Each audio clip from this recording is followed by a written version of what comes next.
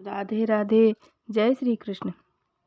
श्री कृष्णचंद्र के पितामह शूरसेन जी ने अपनी पुत्री प्रथा को अपनी बुआ के संतानहीन पुत्र कुंतीभोज को दत्तक रूप में प्रदान किया। परम सुंदरी प्रथा सात्विक प्रवृत्ति की और धार्मिक थी। एक बार महाराज कुंतीभोज के यहाँ एक तेजस्वी ब्राह्मण अतिथि हुए। पिता ने उनके सत्कार का भारी प्रथा को सौंप दिया। पूरे वर्ष भर वे विप्रदेव कुंतीभोज के घर रहे। अवस्था में छोटी होने पर भी राजकुमारी प्रथा अत्यंत श्रद्धा, संयम तथा परिश्रम से उनकी सेवा में लगी रही। विदा होते समय ब्राह्मण देवता ने संतुष्ट होकर वरदान मांगने को कहा। आपके समान वेदज्ञ तपस्वी तथा मेरे पिता मुझ पर प्रसन्न हैं, इसी से मेरा श्रम सार्थक हो गया।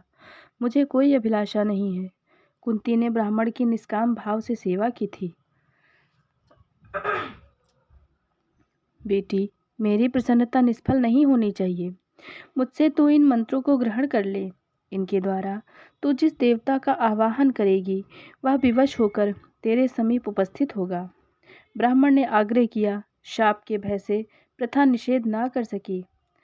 अथर्वशीर्ष में आए मंत्रों का उपदेश करके तथा महाराज को अपना जाना सूचित करके वे तेजस्वी ब्राह्मण वहीं अंतर्हित हो गए। ब्राह्मण वेश में ये महर्षि दुर्वासा थे। विप्रदेव ने ये कैसे मंत्र दिए हैं? कुंती राजभवन के ऊपर खड़ी सोच रही थी। उनके मन में परीक्षा करने का कुतूहल हुआ। उदय होते सूर्य पर उनकी दृष्टि पड़ी।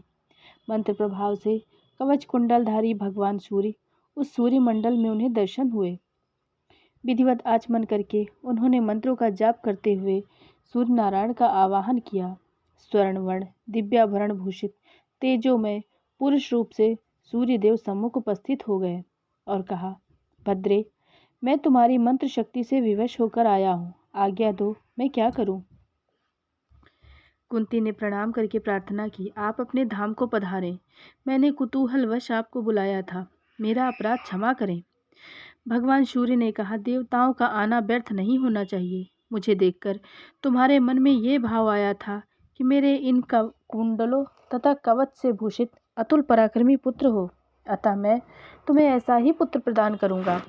मैं कन्या हूँ, मेरे माता पिता जीवित हैं, इस शरीर पर उनका अधिकार है। सदाचार ही लोक में श्रेष्ठ है और वो है अनाचार से शरीर को बचाए रखना। आप मेरे अपराध को क्षमा करें और लौट जाएं। कुंती ने भयभीत होकर प्रार्थना की।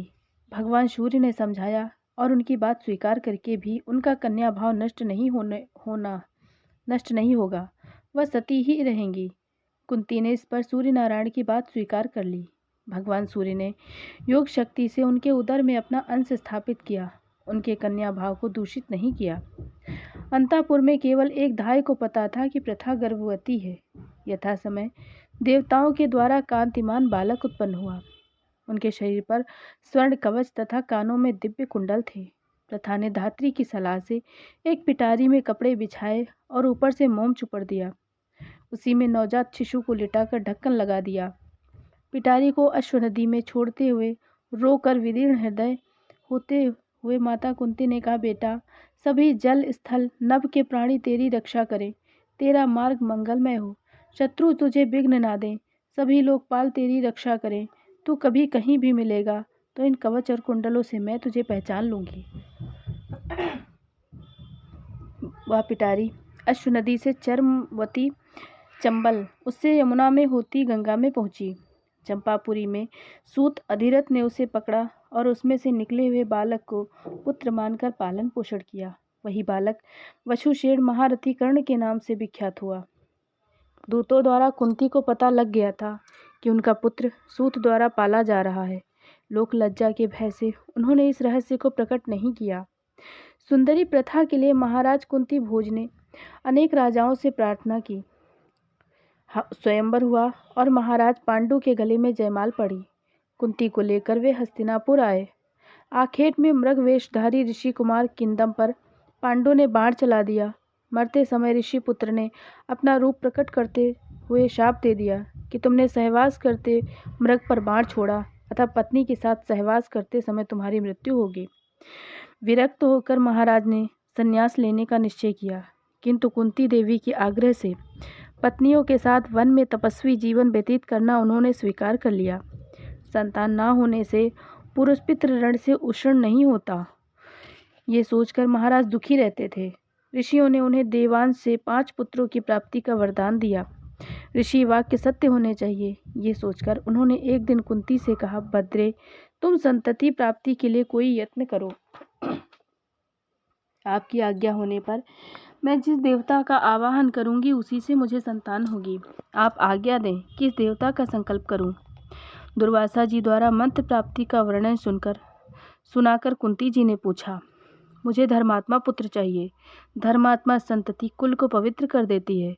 तुम धर्मराज के उद्देश्य से मंत्र का जप करो। महाराज ने आदेश दिया। आज्ञा का पालन हुआ। फलतः धर्मराज के अंश से युधिष्ठिर का जन्म हुआ। क्षत्रिय जाति बल प्रधान है। परम बलवान संतति की मैं कामना करता हूँ। कुछ दिनों के पश्चात महाराज ने पुनः आज्ञा की। इस प्रकार कुंती ने वायु देवता के उद्देश्य से जप किया। पवन के अंश से उन्हें भीमसेन जैसे पराक्रमी पुत्र की प्राप्ति हुई। मैंने देवराज को प्रसन्न कर लिया है, तुम उनका स्मरण करो। पांडु ने सर्वश्रेष्ठ पुत्र की प्राप्ति के लिए एक पैर से सूर्य के सम्मुख खड़े होकर उग्र तपस्या करके महेंद्र को प्रसन्न कर लिया। पति की आज्ञा से कुंती देवी ने भी 1 वर्ष तक व्रत एवं विशेष नियमों का पालन किया था। महाराज के आदेश से प्रथा के आवाहन करने पर देवराज पधारे। उनके अंश से परम पराक्रमी नर के अवतार अर्जुन का जन्म हुआ। छोटी रानी माद्री के अनुरोध करने पर महाराज ने प्रथा को आदेश दिया, कल्याणी, माद्री को भी संतति प्रदान करो। पति की आज्ञा सिरोधार्य करके उन्होंने मंत्र बताकर माद्री से किसी देवता का ध्यान करने को कहा। माद्री के ध्यान करने पर अश्विनी कुमारों के अंश से यमज, नकुल और सहदेव की उत्पत्ति हुई। एकांत में पर्वत पर माद्री के साथ घूमते हुए पांडु अपने को संयमित न रख सके। फलतः उनका शरीरांत हो गया। बड़ी रानी होने के कारण सती होने का अधिकार कुंती जी को था, किंतु माद्री का अनुरोध स्वीकार करके उन्होंने आजीवन पति वियोग का कष्ट स्वीकार किया। माद्री के सती हो जाने पर अपने और माद्री के पुत्रों का सर्वथा समान भाव से उन्होंने पालन किया। उस वन के तपस्वियों ने पांडु के पुत्रों तथा पत्नी को धृतराष्ट्र के समीप पहुंचा देना आवश्यक समझा। कुंती देवी तपस्वियों के साथ हस्तिनापुर आईं। धृतराष्ट्र के आदेश से यही पांडु एवं माद्री की और्धदोहिक क्रिया संपन्न हुई। दुरात्मा दुर्योधन के कारण पांडवों पर अनेक विपत्तियां आईं। उसने भीमसेन को विष दे दिया और बांधकर जल में फेंक दिया। इससे भीम के बच जाने पर सभी पांडवों को मार डालने की इच्छा से वारणावत नगर में लकड़ी, राख, तैल के संयोग से इस प्रकार का भवन बनवाया जो अग्नि से तुरंत भस्म हो जाए।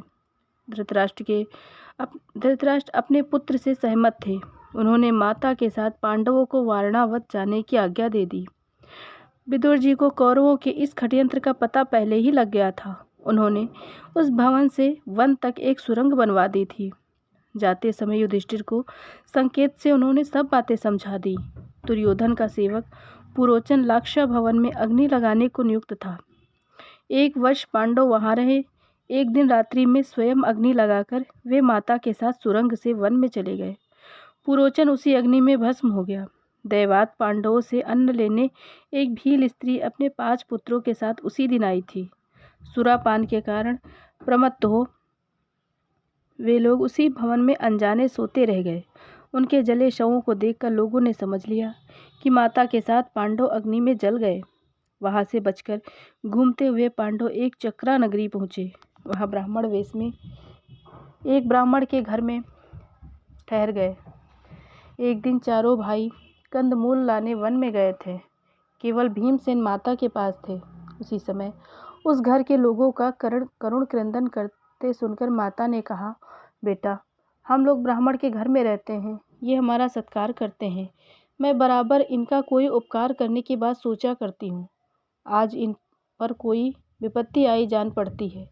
यदि इनकी कुछ सहायता हो सके तो हम इनके ऋण से उऋण हो जाएं। भीमसेन ने उत्तर दिया, माँ, पता लगाओ, कठिन से कठिन कार्य करके भी हम ब्राह्मण की सेवा करेंगे। कुंती ने जाकर छिपकर देखा। घर का प्रत्येक सदस्य ब्राह्मण, उनकी पत्नी तथा पुत्री दूसरे की रक्षा की आवश्यकता बताकर अपने को किसी राक्षस को भेंट करने की बात कर रहे हैं। सभी रो रहे हैं, सभी ने अपना बलिदान करने को उत्सुक है, सभी अपने को अनावश्यक तथा दूसरे को आवश्यक सिद्ध करना चाहते हैं। एक छोटा बच्चा सबके पास जाकर तोतली वाणी में कह रहा है कि मुझे राक्षस के पास भेज दो, मैं उसे मार डालूंगा। आपके दुख का कारण क्या है? हो सका तो मैं उसे दूर करने का प्रयत्न करूंगी। कुंती देवी का हृदय इस दृश्य से द्रवित हो गया। उन्होंने प्रकट होकर पूछा। ब्राह्मण ने बताया कि बक नामक कोई राक्षस समीप ही रहता है। उसके लिए 1 गाड़ी अन्न तथा 2 भैंसे प्रतिदिन दिए जाते हैं। जो ये सामग्री लेकर जाता है उसे भी वह खा जाता है। यदि ऐसा ना किया जाए तो पता नहीं ग्राम के कितने लोगों को वो खा जाए। प्रत्येक घर के लोग बारी बारी से अन्न ले जाते हैं। आज मुझ ब्राह्मण की बारी है। किसी न किसी घर के सदस्य को राक्षस का भक्ष्य बनना होगा। कुटुंब में किसी को घर पर रहना स्वीकार न होने के कारण ब्राह्मण ने सपरिवार राक्षस के यहाँ जाना निश्चित किया है। ये भी बताया, आप शोक छोड़ दें, राक्षस के से छुटकारे का उपाय मेरे पास है। आपके एक ही पुत्र है और एक ही कन्या है। आप में से किसी को जाना उचित नहीं। मेरे 5 पुत्र हैं, उनमें से एक राक्षस का भोजन लेकर चला जाएगा। कुंती देवी ने दृढ़ स्वर में कहा, हरे हरे, मैं इस नश्वर शरीर के लिए अतिथि का वध कभी ना होने दूंगा। मैं आत्महत्या तो कर नहीं रहा हूँ। वह राक्षस मुझे पत्नी के साथ भले खा ले, परंतु अपने बदले में एक अतिथि ब्राह्मण का बलिदान कभी नहीं करूँगा। मुझे अपने धर्म का ज्ञान है।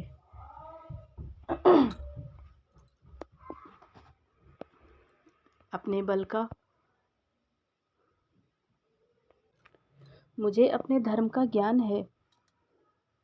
आपका त्याग, कुलीनता एवं धर्म प्रशंसनीय है, परंतु मैं अपने धर्म का नाश ना करूँगा। वह धर्मात्मा ब्राह्मण इस प्रस्ताव से ही कांप गया। मैं ब्राह्मण की रक्षा करने का दृढ़ संकल्प निश्चय कर चुकी हूँ। आप निश्चिंत रहें। राक्षस चाहे जितना बलवान हो, वह मेरे पराक्रमी मंत्र सिद्ध पुत्र का कोई अनिष्ट ना कर सकेगा। मेरे पुत्र के हाथों अनेक विशालकाय राक्षस मारे जा चुके हैं। आपसे केवल इतनी प्रार्थना है कि इस बात को गुप्त रखें। लोग मेरे पुत्रों को पीछे तंग ना करें, ये मैं चाहती हूँ। कुंती जी के दृढ़ निश्चय के सामने ब्राह्मण को झुकना पड़ा।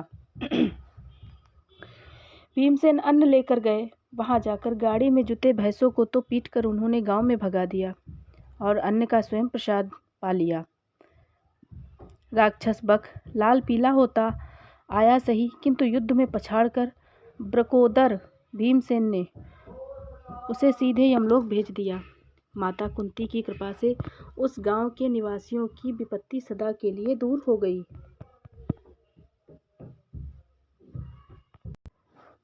यहीं से पांडव पांचाल गए। स्वयंवर में अर्जुन ने द्रौपदी को प्राप्त किया।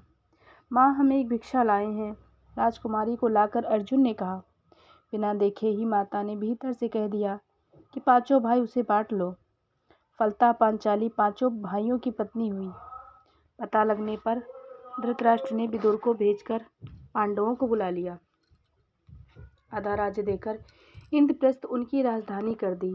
माता के साथ पांडवों का वहां निवास हुआ। कंसारी श्री कृष्ण पांडवों की ओर से शांति दूत होकर हस्तिनापुर पधारे। दुर्योधन ने स्पष्ट कह दिया कि युद्ध के बिना सुई की नोक रखने भर की वो मैं ना दूंगा। जब श्री कृष्ण ने पुनः विराट नगर लौटने लगे तो माता कुंती ने अपने पुत्रों के लिए संदेश दिया। युधिष्ठिर, क्षत्रियों को बाहुबल से आजीविका चलानी चाहिए। राजा से सुरक्षित रहकर प्रजा तो धर्म करती है, उनका चतुर्थांश राजा को प्राप्त होता है। दंड नीति का ठीक प्रयोग करके लोगों को वह धर्म मार्ग में प्रवृत्त करता है। तुम जिस संतोष को लिए बैठे हो उसे तुम्हारे पिता पितामह ने कभी आदर नहीं दिया। ये याचना तुम्हारे लिए उपयुक्त नहीं। भिक्षा ब्राह्मण मांगते हैं, वैसे कृषि वाणिज्य से और शूद्र सेवा से आजीविका चलाते हैं। तुम क्षत्रिय हो, भुज बल से राज्य प्राप्त करो। यही तुम्हारी धर्म सम्मत आजीविका है। तुम सा पुत्र पाकर मैं दूसरों के टुकड़ों पर आश्रित रहूं, ये कितने कष्ट की बात है। धूत में हार कर पांडवों के वन जाने पर माता कुंती विदुर जी के यहाँ रहती थी। वे अपना पूरा समय भजन पूजन तथा व्रतों में व्यतीत करती थी। उनका रहन सहन अत्यंत सादा था। अपने सब कार्य वे स्वयं कर लिया करती। उन्होंने श्री कृष्ण को विदुलाख्यान सुनाकर कहा, अर्जुन से कहना कि उससे मुझे बड़ी आशाएं हैं। आकाशवाणी ने उसके जन्म के समय कहा था कि इंद्र के समान पराक्रमी होगा, भीम के साथ रहकर शत्रुओं का जय करेगा, सारे कौरवों को मारकर पितृ राज्य प्राप्त करेगा। मेरी इच्छा है कि देवताओं की वाणी सत्य हो। छत्राणियाँ जिस काम के लिए पुत्र उत्पन्न करती है, उसका समय आ गया। श्री कृष्ण से उन्होंने पुत्रों को उत्साहित करने तथा रक्षा करने का अनुरोध किया। बेटा कर्ण को भी जलांजलि दो। युद्ध में मारे गए सभी स्वजनों को धर्मराज तिलांजलि दे रहे थे। रोती हुई माता कुंती ने उनसे अनुरोध किया, माँ, वह सूत पुत्र सदा हमसे द्वेष करता रहा, वह हमारे गोत्र का भी नहीं, हम उसे जल नहीं देंगे। युधिष्ठिर ने अस्वीकार कर दिया, तुम नहीं जानते, वे महाभाग तुम्हारे ज्येष्ठ भ्राता थे। कुंती ने कर्ण के जन्म का परिचय दिया। हाय, हम ये पहले जानते तो इतना अनर्थ क्यों होता। हम उनके चरणों में सिंहासन निवेदित करके स्वयं सेवक बने रहते।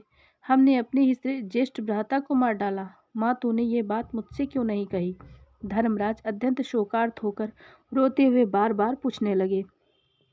पुत्र, युद्ध आरंभ होने से पूर्व ही मैं उन सूर्य नंदन के समीप गई थी। वे उस समय जल में खड़े होकर संध्या कर रहे थे। उन्होंने अपने को अधिरथ का पुत्र कहकर मुझे प्रणाम किया। मैंने उन्हें बताया कि वे मेरे पुत्र हैं। भगवान ने सूर्य ने स्पष्ट वाणी में मेरा समर्थन किया। मैंने अनुरोध किया कि वे पांडवों के पक्ष में आ जाएं। हाय, मेरे पुत्र ने अधिरथ के उपकारों का स्मरण करके इस सत्य को स्वीकार करके भी मानना नहीं चाहा। उसने किसी भी प्रकार दुर्योधन का पक्ष छोड़ना स्वीकार नहीं किया। उसने मुझसे वचन ले लिया कि मैं इस बात को छिपाए रहूंगी। माता का आदर करने के लिए उसने प्रतिज्ञा की कि युद्ध में अर्जुन के अतिरिक्त किसी पांडव को मारने का सामर्थ्य होकर भी वो नहीं मारेगा। अपनी प्रतिज्ञा का अंत तक उसने निर्वाह किया। माता कुंती ने रोते हुए बताया, माता, तुमने ये बात छिपाकर हमारे हाथों बहुत बड़ा अनर्थ करा डाला। मैं शाप देता हूँ कि अब से स्त्रियां कोई बात छिपा कर नहीं रह सकेंगी। शोकार्त धर्मराज ने शाप दिया। विधि पूर्वक उन्होंने कर्ण की अंत्येष्टि क्रिया की। हे जगतगुरु, हे सर्वेश्वर, मुझ पर बार बार विपत्तियां आए, क्योंकि उनमें आपका दर्शन स्मरण होता है, जो मोक्ष को देने वाला है। माता कुंती ने भगवान श्री कृष्ण को ये वरदान मांगा जब वे हस्तिनापुर से युद्ध की समाप्ति के पश्चात द्वारका जाने लगे। विपत्ति का वरदान। माता कुंती ने बराबर विपत्तियों में रहकर ये अनुभव कर लिया था कि भगवान का सच्चा स्मरण विपत्ति में ही होता है। राज्य प्राप्त करके पांडवों ने धृतराष्ट्र का वही सम्मान रखा जो पहले था। धृतराष्ट्र की आज्ञा से ही वे सब कार्य करते थे। 15 वर्षों तक पांडवों ने धृतराष्ट्र के संरक्षण में राज्य कार्य किया। कुंती जी ने सदा गांधारी के अनुकूल रहकर आचरण किया और उनकी सेवा में लगी रही। अंत में धृतराष्ट्र ने वन में सपत्नीक रहकर तपस्या करने का निश्चय किया। महर्षि व्यास के समझाने पर युधिष्ठिर ने उनके वनवास के लिए सम्मति दे दी। अंत में पुत्रों का श्राद्ध करके धृतराष्ट्र वन को चले। सभी पांडवों की पत्नियां और परिजन पहुंचाने चले।